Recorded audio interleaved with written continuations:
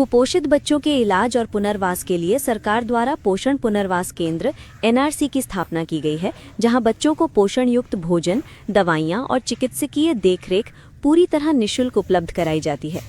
इसके बावजूद अररिया सदर अस्पताल परिसर में संचालित पोषण पुनर्वास केंद्र में बच्चों की संख्या बेहद कम देखी जा रही है। ये केंद्र 0 से 5 वर्ष आयु वर्ग के अति गंभीर कुपोषित सैम बच्चों के लिए बनाया गया है।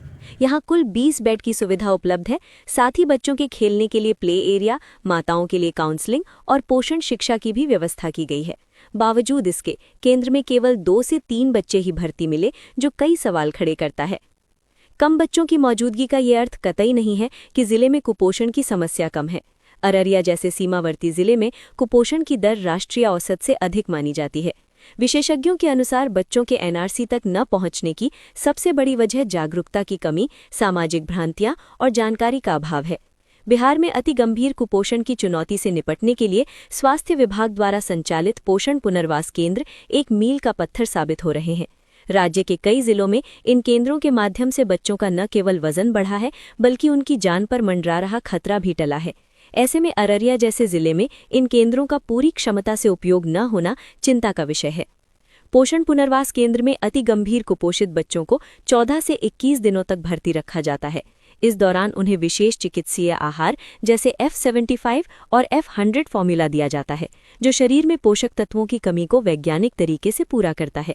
पूरी प्रक्रिया चिकित्सकों और पोषण विशेषज्ञों की निगरानी में होती है। एनआरसी की सबसे अहम विशेषता ये है कि बच्चे के साथ उसकी मां या अभिभावक को भी केंद्र में रहना होता है। इस दौरान माताओं को कम लागत में घर पर उपलब्ध सामग्री से पौष्टिक भोजन तैयार करने, स्वच्छता बनाए रखने और सही स्तनपान के तरीकों की जानकारी दी जाती है। इसमें क्या है कि हमारे पास पहले फील्ड में काम करने के लिए सीवीसी हुआ करता था, जो कि फील्ड से बच्चों को लेकर आया करता था, आशा के माध्यम से, आंगनवाड़ी के माध्यम से। लेकिन उसका पोस्टिंग बीटीएससी के थ्रू टीचर में हो गया था। उसके बाद से बच्चे आना कम हो गए, क्योंकि फील्ड स्तर पर, ग्रामीण स्तर पर लोगों में जागरूकता की कमी हो गई और वहाँ से जो आशा और आंगनबाड़ी थे वहाँ केंद्रों से लाने में दिक्कतें उत्पन्न हो रही हैं। हमने कई बार डीपीसी सर को भी इस बारे में बताया था। उन्होंने भी मीटिंग ली थी जो आरवीएसके के थ्रू कि बच्चे यहाँ पर आएँ, लेकिन बच्चे लोगों में कम जागरूकता की वजह से यहाँ पर बच्चे पहुँच नहीं पा रहे हैं।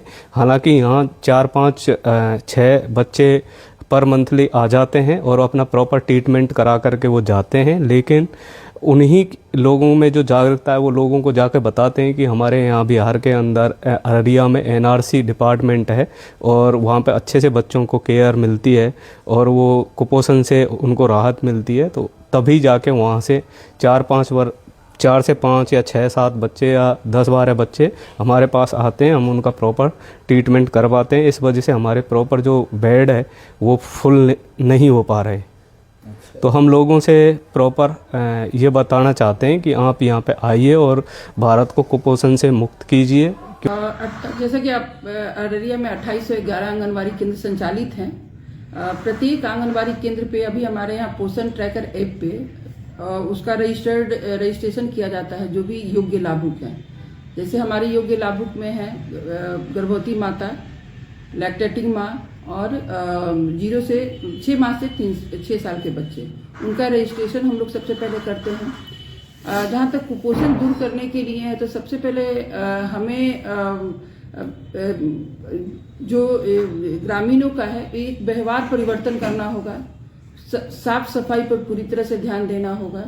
जो हमारी माँ हैं, जो माँ बन रही है, उनको 0 से 6 माह तक, मतलब जैसे बच्चे का जन्म होता है उस समय बच्चे के जन्म के आधे घंटे के तुरंत बाद उनको स्तनपान शुरू कर देना है और 6 माह तक सिर्फ और सिर्फ स्तनपान। उसमें किसी प्रकार का बाहरी जैसे पानी, मध जो एक ये है, उसको एकदम पूरी तरह से रोक लगाना है।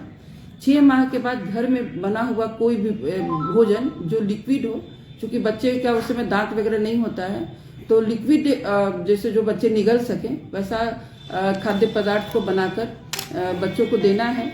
और साफ सफाई, जैसे जब भी बच्चों को खाना दे तो हाथ साफ सफाई करके ही दे, हाथ साफ सफाई करके ही दे। तो चूंकि सब ये गंदे हाथों से अगर हम बच्चे को खाना खिलाएंगे तो निश्चित रूप से बैक्टीरिया, वायरस का उनमें ये होगा, बच्चे कोई डायरिया वगैरह हो सकता है। उसके साथ ही हमें टीकाकरण पे जो समय समय पर स्वास्थ्य विभाग के द्वारा आंगनबाड़ी केंद्र पे टीकाकरण होता है, वो टीकाकरण भी हमें कराना है। इसके लिए भी आशा और आंगनबाड़ी तत्पर रहती हैं ये टीकाकरण कराने के लिए। धन्यवाद।